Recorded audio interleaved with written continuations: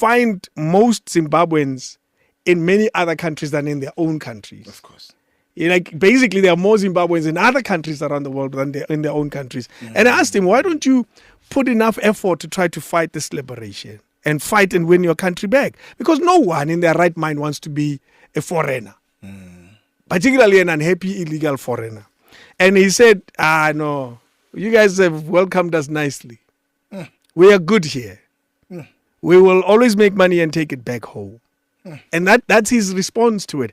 I said, the big difference between our liberation fighters when they were in your country, Zimbabwe, for example, and other countries. They were kept in camps. They were, one, kept in camps. Two, they were there fighting for liberation. They were not just there. They were not working. They were not trying to They were not doing business. No. You understand? So, but they are not, remember these people, like I said, they are not here as asylum seekers. They are not, there's no war in Zimbabwe. They can say they are economic no, there's no refugees. War. There's no war in Zimbabwe. But they're economic refugees. Zimbabwe is functioning properly as we speak.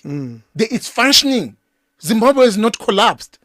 Zimbabwe is a fully functioning country. It has systems. They have hospitals.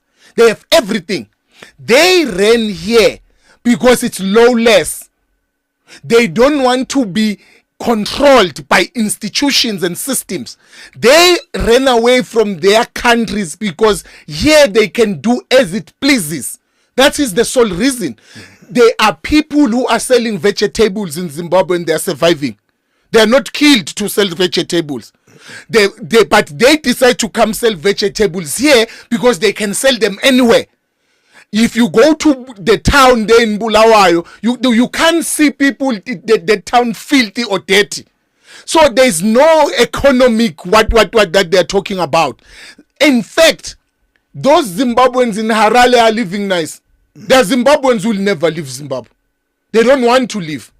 They are rich and doing well there. They have suburbs, they have everything there. But they are coming here not because there is no jobs in their country. That's a lie. That's a lie. There is no person who's saying, I'm not employed in Zimbabwe because I'm a Mandebele. But you have your own region there, the Matebele land. They are working. There are people who are teachers there and working. Their schools, their hospitals. It's functioning. They are here because there is lawlessness. And that's why he's saying they are taking the money back home. Because if home was bad, they wouldn't be developing home. They will be developing here.